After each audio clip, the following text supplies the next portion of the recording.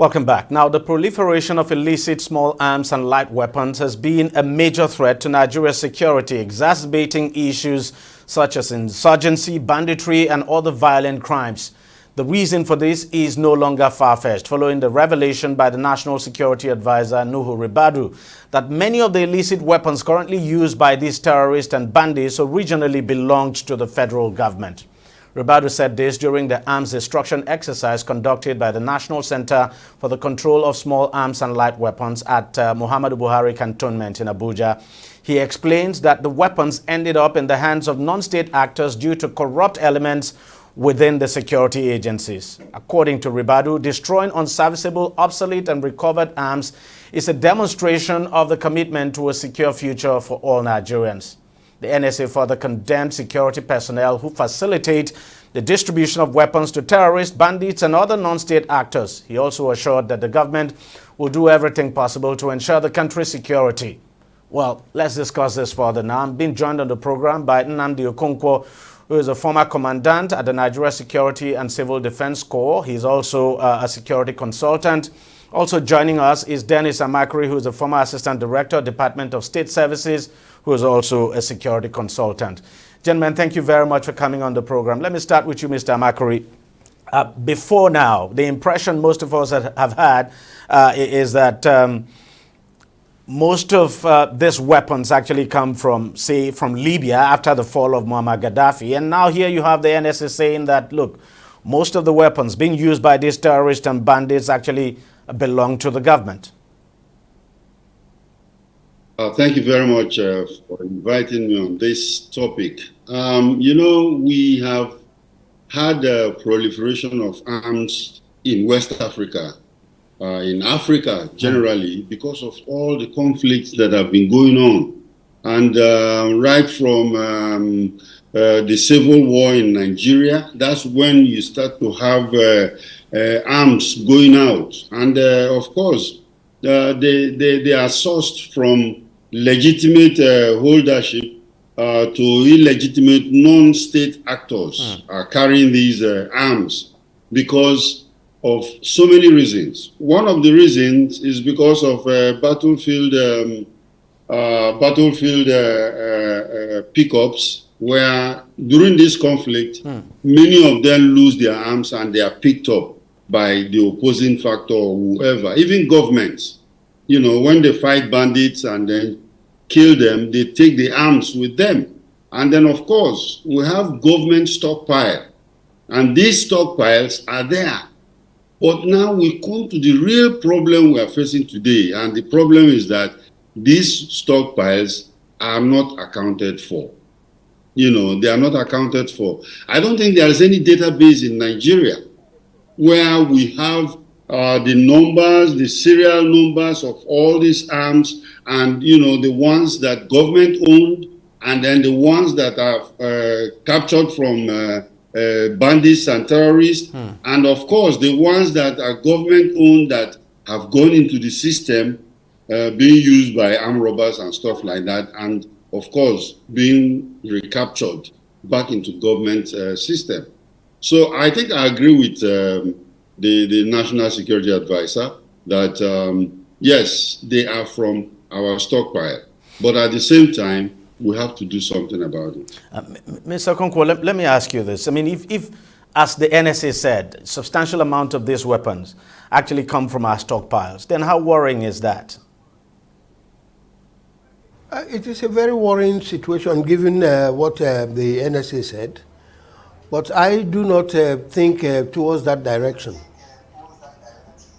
The reason being that most of the time, our soldiers walk into ambush, and then when they are ambushed by these terrorists, they cut away their weapons and so on, and then the weapons end up with the terrorists themselves.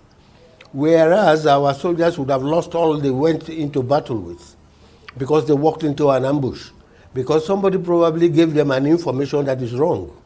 And based on that wrong information, which they did not gather an intelligence on, provide an estimate for them to work with, then they go ahead and walk into an ambush. And consequently, they end up losing all the equipment they went into battle with. So that kind of situation, you will say, yes, the NSA is right that most of the weapons are from our own stockpile. So this is my thoughts. But then you have the NSA specifically saying that, look, some of our security agents actually facilitate the distribution of these weapons now to these non-state actors. I would not want to believe that, because here is a man who has been assigned into a battle, and he has an order. The order is a red alert. Get here and defend this bridgehead, or take over this bridgehead. He cannot go into attempt to take over of that bridgehead and carry what he's going with and sell. That would be most unpatriotic. I do not think that anybody would want to do that. You will still want to hold the equipment with you to be able to defend yourself just in case you enter into a propaganda of the opposing terrorists. So I do not think they will open their eyes and walk into a marketing of their own equipment, which they want to go into battle with. No, I would not want to believe that. Mr. Amakri, the reality is that we still have unpatriotic elements within our security agencies who can actually do this and who actually do it. Yeah, let's refocus this. And the situation is that there is a big economy, should I call it an illegal economy, that runs around the proliferation of arms and ammunition. You know, while some conflicts last for a very long time, it's because of the arms trade that is going on. And I want to come back home to think about what the NSA has just said. Yes, there is a very big one, and that one is the one that, number one, armorers. Armorers, either in the police or in the military, are very rich people. Why? Because they sell arms. They sell arms. And then, of course, because, like I mentioned earlier, these arms are not accounted for. We don't have a database for them. So he can decide to sell, and then, of course, nobody will know. I tell you, when I was in service, if we are going out for operations and they want to give you about 50 bullets, you take the 50 bullets and go to that operation, and by the time you come back, you have to account for it. You know, account for all the bullets that you fired, you know, and that is the regulation, and you have to keep to it. But you find out that, yes, some people now look at some mopoles will go out and they'll be firing in the marketplace, you know, they'll be fighting, and nobody, you know, accounts for all those bullets. And then, of course, sometimes they say if you fire the bullets, when you go, you can buy more from the armorer, you know, and this is an open secret. So these are the things, the control of these, you know, government issues is what we have to really look at very, very well. Mr. Okonkwo, how do we, in terms of documentation, I mean, absolutely important. If there's no proper documentation, then this kind of things can actually happen, and it's been happening, at least from what the NSA has said. When the need arises, he tells you that he doesn't have enough to supply you. And by discussion and negotiation, he can give you more than what you require, as long as you can foot the bills. So this is the truth. Unfortunately, it does happen once in every while. And of course, that is certainly a big problem. In every case that you can get an armorer that will let you go with an excess number of bullets without you accounting for it. If you have a proper accountability of the previous ones you had used, he would be willing to let you have more. But Mr. Amakri, who is supposed to ensure this proper documentation?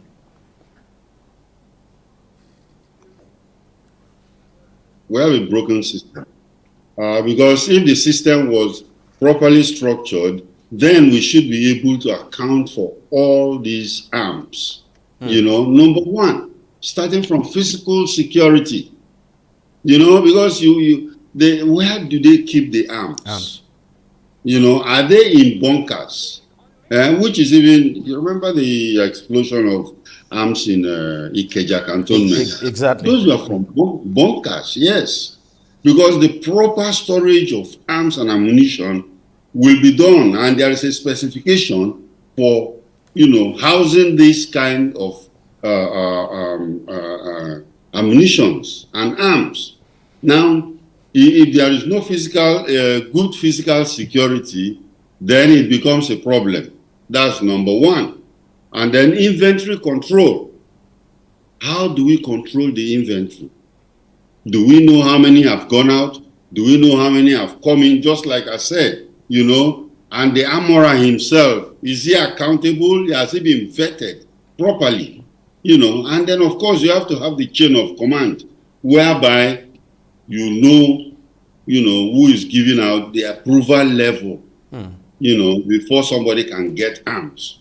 You don't go to the armorer because it's your next door neighbor and say, oh boy, try give me one gun. Later when we come back, I'll buy you pepper soup, No. There has to be a structure whereby there is an approval level, before arms and ammunition can be given out, and we have to put those controls in place. Otherwise, it's just an open market. These things can go in and out. It's really worrisome. I hope we have Mr. Okonkwo back now. Mr. Okonkwo, I hope you can hear me loud and clear. Exactly what he has said. You see, stockpiling firearms requires a lot of inventories. The first in, last out, or last out, first in kind of situation. But when we are in a battle situation, most of those things do not take cognizance. You come in, and then the vehicle that has come to collect the supply from the SA&T department, that is supply and transport department, they just come in there, put their vehicle behind, and then they are loaded with X number of quantities of munitions. It could be bullets, it could be grenades, it could be other kind of electronic devices that are explosives and so on, or the main frame of the firearms that is required for that battle. Most times they don't take stock when it's a battle situation. They just go ahead and issue what they have to issue, and that's it. And because of that fact, a lot of them are taken advantage of. Mr. Makri, I'll let you have the last word on this. Going forward, what do you expect to see? Because here you have the NSA making these complaints, but then action has to be taken. I mean, going forward, what do you expect to see? Yeah, I feel that the NSA has come up with identifying the problem. That is number one in solving that problem. He has identified it. And then, of course, the second phase now is for the NSA and all the security agencies, the security arm-bearing security agencies, to now put in place a structure of, physical security, access control, and then, of course, you can even use technological leverage, to make sure that any of these arms that are taken out are controlled. You will know. In fact, the computer will alert you to tell you that this arm has gone out, it has not come back. Or this is a new arm that we have just got. We don't know where it came from. And then, of course, all this one that police people are parading, how do we take stock of them? They should be taken stock of. And then, of course, if you are destroying them, let us know the ones you destroyed. If you are returning them back into the system, let us know how many bullets or how many ammunition or whatever you are going to reuse again. But just to exhibit them, and then we don't know what happened to them later again. The armorers are having a field day by either selling them for money, because the proliferation is because there is a supply. That's true. And then, of course, it's all over the place. People are, with all these conflicts that are going on in Africa, we have to bring down the numbers. Because, DEJI, let me tell you, they said the West African ECOWAS had done a study, and they discovered that in the whole of West Africa sub-region, we have about 100 million illegal arms. which are in non-state actors with scary. non-state actors. And out of that, in Nigeria alone, we have about 10 million. These are estimates because there is no way we can even count it. There is no database to count it to tell you, the accurate numbers. But it is alarming. It's alarming that we have this. It's no doubt more than alarming. I want to thank you, gentlemen, for coming on the program. Mr. Dennis Amakari, former Assistant Director with the Department of State Services. Thank you so much, sir, for your time, and thanks for coming on the program always. Mr. Nnamdi Okonkwo, former Commandant of the NSCDC. Thank you also for coming on the program. Thanks a lot, sir, for making out the time to speak with us. Well, it's on that note we end this week's program. We thank you very much for watching. I'll see you again next week. Bye-bye.